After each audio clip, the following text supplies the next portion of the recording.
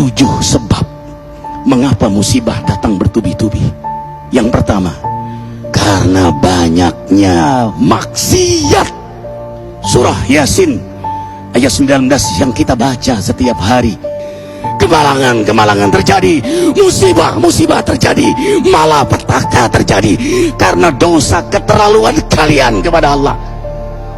Yang kedua, karena banyaknya orang berbuat zalim. Dengarkan surah Qasas ayat 59. Kami tidak akan menghancurkan satu daerah kecuali para penduduknya banyak berbuat zalim. Anak durhaka pada orang tua, istri yang berani kepada suaminya, perampok, pembunuhan di mana-mana. Ini mengundang bala bencana. Yang ketiga, mengundang bala bencana karena kelakuan tangan-tangan manusia. Rum 41. Telah tampak kerusakan di daratan dan lautan karena tangan-tangan jahil manusia, agar mereka merasakan akibat perbuatan mereka. Sebagian mereka merasakan akibat perbuatan mereka, agar mereka kembali kepada Allah.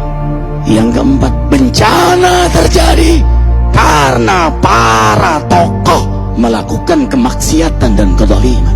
Dengarkan dengan iman, wahai penduduk Indonesia yang mulia, bila kami ingin menghancurkan suatu negeri, kami perintahkan para tokohnya untuk taat kepada Allah, tapi mereka maksiat, tapi mereka berbuat zalim, tapi mereka khianat kepadaku dan kepada makhlukku.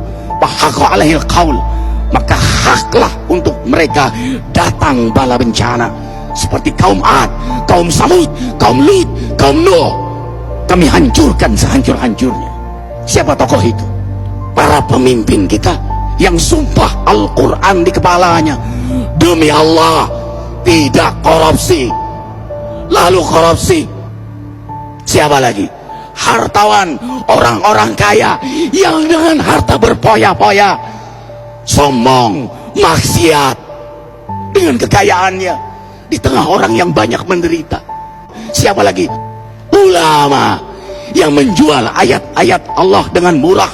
Subhanallah. Yang kelima, mengapa bala bencana terjadi?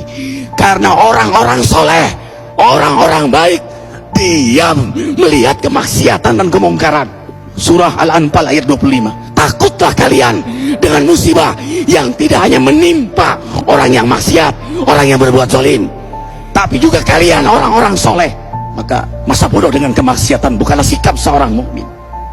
Amar ma'ruf nahi mungkar adalah amal cerdas. Yang keenam, justru karena rahmat Allah, karena peringatan yang Allah hadirkan agar hadir mahkamah kesadaran kita. Ikhwah, dengarkan dengan iman surah Al-Baqarah ayat 155, 156, 157. Kami pasti uji kalian dengan sesuatu yang buat kalian takut lapar, takut miskin, takut kematian. Tapi kabarkan berita gembira bagi hamba Allah yang sabar dari semua ujiannya, yang mereka berkata, sesungguhnya kami milik Allah dan sungguhnya kami akan kembali kepada Allah. Yang terakhir, yang ketujuh, ada yang nanya, bagaimana yang maksiat yang selamat? Tenang-tenang saja. Yang berbuat zalim malah sukses. Di mana keadilannya? Allah Maha Adil. Dengarkan surah Hud ayat 15-16. Barang siapa mencari kesenangan dunia, lalu dia menghalalkan semua cara, apa kata Allah? Kami beri, tapi di akhirat tidak mendapatkan secuil pun kenikmatan, malah nikmat di dunianya menjadi bahan bakar azab untuk dirinya. Itulah istidrat. Lalu apa sikap kita sekarang? Orang beriman menjadikan peristiwa apapun sebagai jalan untuk mendekatkan dirinya kepada Allah.